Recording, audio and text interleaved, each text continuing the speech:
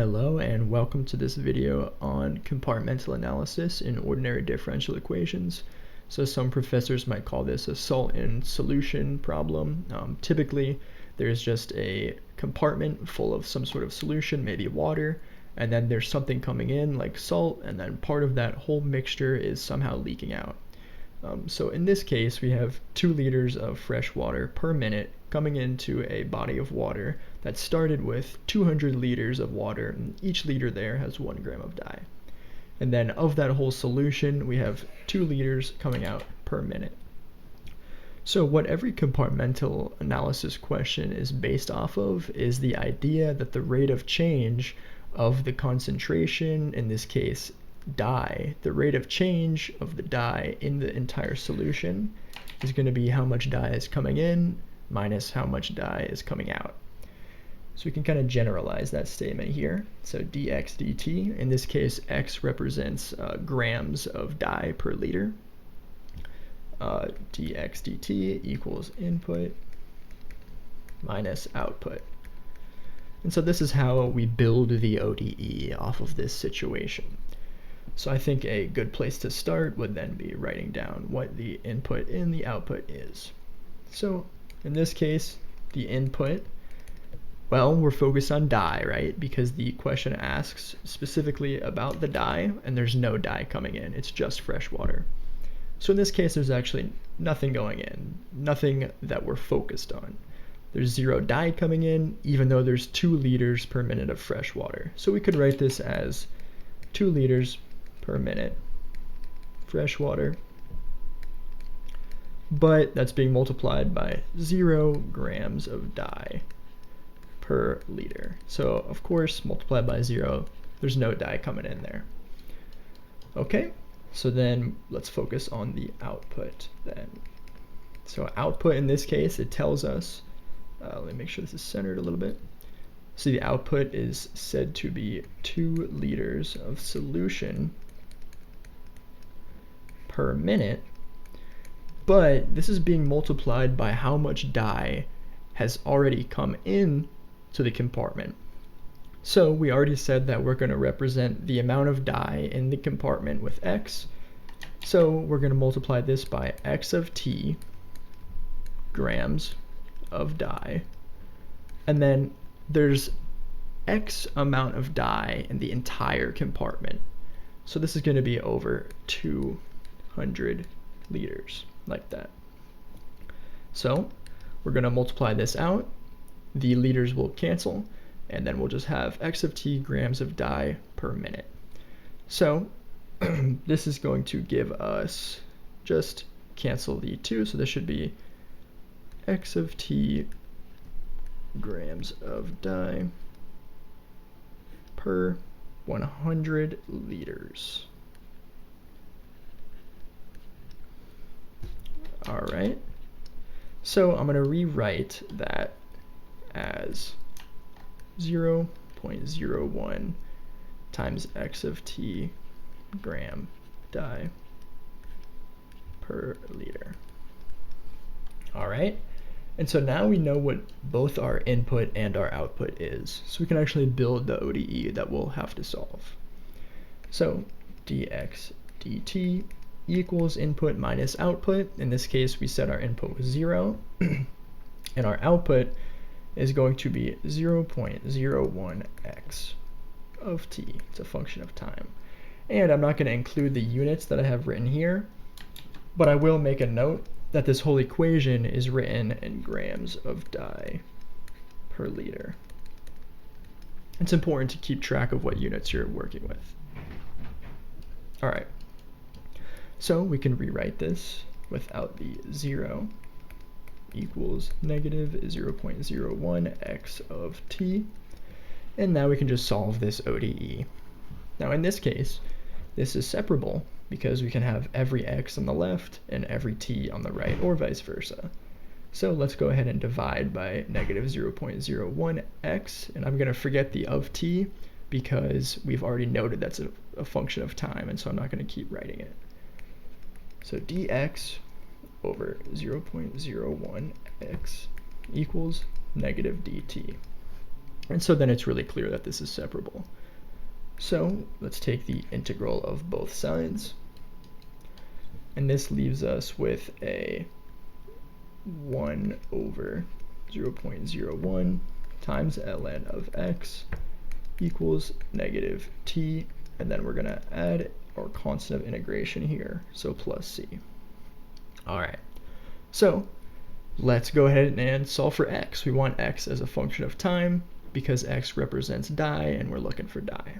So ln of x equals negative 0.01 t, just multiplying this to the right side like this.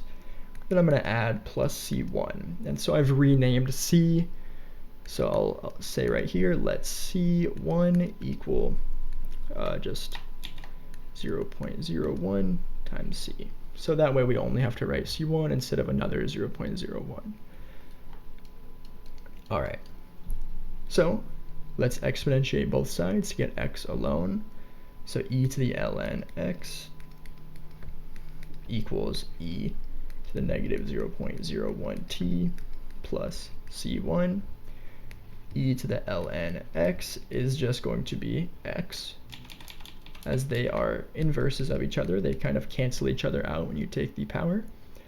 So x equals e to the negative 0.01 t plus c1. All right, but we can actually write this a little bit nicer. We can split up the addition in the exponent. And so we can say x equals e to the c1, e to the negative 0.01 t. And then we can say, okay, let e to the c1 equal a new constant c2. So x then equals c2 e to the negative 0.01 t. And so this is our x as a function of time, but we do have an unknown, right? We don't know what c2 is right here. And actually we can find it. This is a situation where we don't have to leave our final answer with an unknown because we actually have enough information to find out what c2 is. So going back to the original problem, right? 2 liters of fresh water are coming in, right? But the compartment starts with 200 liters, each liter with 1 gram of dye. So what's x of 0 then? Well, x of 0, the concentration of dye at t equals 0 is just going to be 200 grams of dye. So actually we have an initial condition here, and that's that x of 0 equals 200. So we know x of 0 equals 200. So we can find c2. So x of 0 equals 200, which equals c2 e to the negative 0.01 times 0. And this is just the equation that we found right here. And this is what we know it has to equal. So e to the 0 is just 1. So that immediately tells us that c2 actually equals 200. So we don't even need to have an unknown constant in our x as a function of time. So x of t then equals 200 e to the negative 0.01 t. So this equation will represent how much or how many grams of dye are in the concentration at any given time. So the original question that was asked of us here was, when will the dye reach 1% of its original value of 200 grams? Kind of gives us the initial condition right there, right? So 1% of 200 is just going to be 2. So we need to know when this equation, x of t, at a specific time, so we're going to say t1, just to note that it is a specific time that we're looking at. When does this equation equal 2? So that's going to be 1% of the initial value of 200. And now all we have to do is solve for t1. So e to the negative 0.01 t1 equals 2 divided by 200 is just going to be 0.01. So 0.01. And that's because we can just divide both sides of the equation by 2, and then divide the 200 to the right side, or divide the 100 to the other side. All right, so now we can take the natural log of both sides, which is going to give us negative 0.01 t1 equals ln 0.01, like that. So now just solve for t1 equals negative ln 0.01 over 0.01. And I'll save you the trouble. You put this into your calculator, and this gives you 460 minutes. All right, so we have just found that after 460 minutes of this dye coming into this compartment, the amount of dye will be 1% of its initial value. It takes 460 minutes for that to happen. Okay, so that's a really nice example, but we can do just one more, sort of to hammer the idea in. And so let's go ahead and do that right here. Okay, so same situation going on here, except now we're starting with 1,000 liters of water, and there is going to be some input, right? So we're starting with 1,000 liters of water. There's 6 liters of whatever's inside of that container coming out per minute, and the input is going to be 6 liters of water per minute with 2 kilograms of salt per liter. All right, let's go ahead and here, I'll keep this on screen while we write our input. So input here is going to be the 6 liters of water per minute, and that's going to be multiplied by 2 kilograms of salt per liter water. All right, so this is going to be our input, and this is going to just equal, let's see, 6 times 2 is 12. The liter water cancels, so this is just going to be 12 kilograms of salt per minute. So that's the total input of salt per minute. Now let's go ahead and write the output. So we know that there's going to be 6 liters of that mixture per minute coming out, but this is going to be multiplied by x of t, which in this case is going to be the amount of salt in the container. So we're going to write kilograms of salt, and then out of the entire container there is 1,000 liters. So basically what this output is saying is that there's this x of t amount of salt already in the container, and then 6 liters of that is coming out per minute. So because there's a function of t here, that means that as time goes on, more and more or less and less of that concentration is going to be coming out depending on the problem. All right, so this is going to equal, again, these liters are going to cancel. So this is going to be 6 divided by 1,000, 0.006 x of t kilograms salt per minute. Okay, so now we can define our actual ODE. Remember, this is going to be input minus output. So we said our input was 12 kilograms of salt per minute, and our output is 0.006 x. And of course, I'm not going to write the units every time, but I will make a note that this is in units of kilograms of salt per minute. Okay, so now all we have to do is solve this ODE. Now this is again separable, and this is going to be a really common theme in these compartmental analysis questions, is that the vast majority of the time these ODEs end up being separable. So this is why this video comes right after my separable ODE video. So in this case, to get every x on one side, all we got to do is divide by this quantity and then multiply by dt.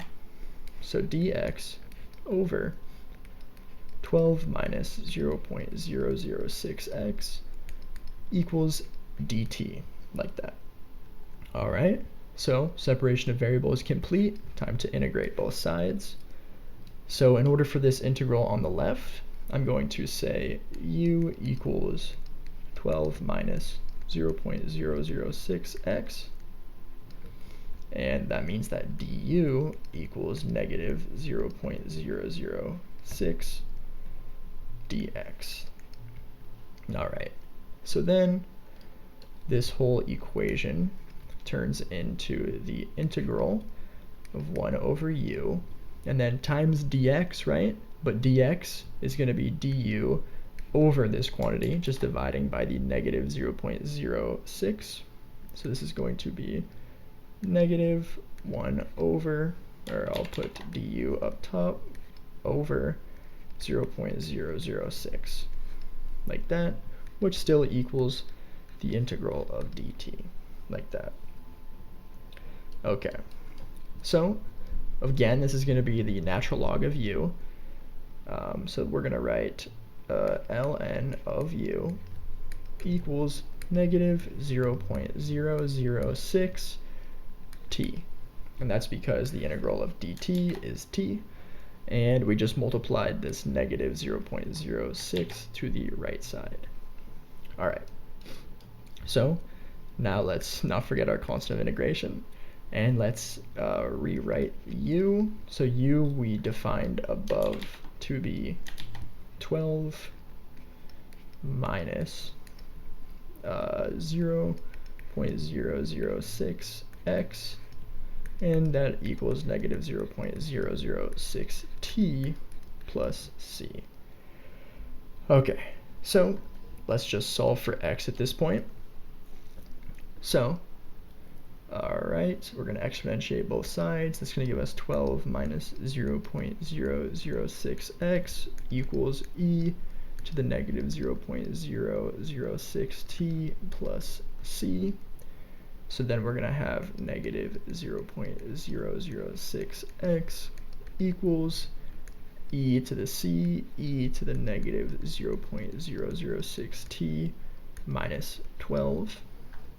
We're going to divide by the we're going to divide by the negative 0.006, and that's going to give us x equals 12 over 0.006. I'll just tell you right now is 2000, and of course the negatives would cancel there, minus, and then I'm going to say c1 e to the negative 0.006t. And that 0.006 was absorbed into the constant. Actually, I'm also going to absorb that negative into the constant, just to make it, again, look nicer. All right, so this is x as a function of time, but again, we are given an initial condition, and so we have a way of actually solving for what x of 1 is.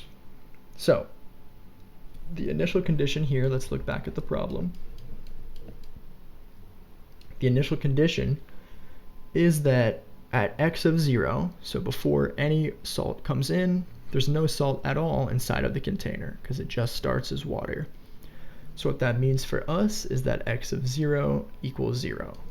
So that's going to be our initial condition.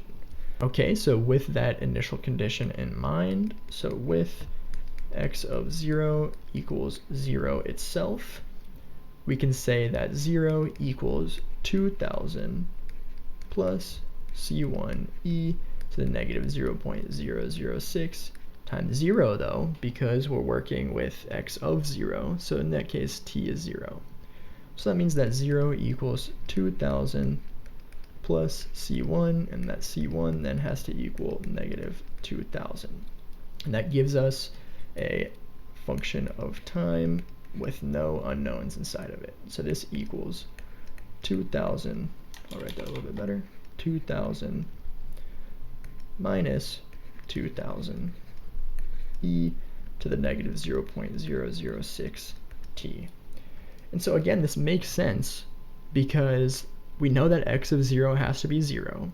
So if we plugged 0 into this equation here, it would be 2000 minus 2000, it would give us 0. So that makes sense. So I'm going to rewrite this a little bit better. Just factor out the 2000. It's going to give us 1 minus e to the negative 0.006 t. This is going to be our x as a function of time.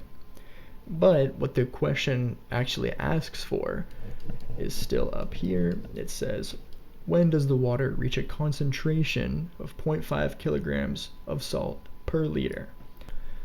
Okay, so 0.5 kilograms of salt per liter, but it's not all there is to it, because this is a concentration, right? There's actually 1,000 liters in total.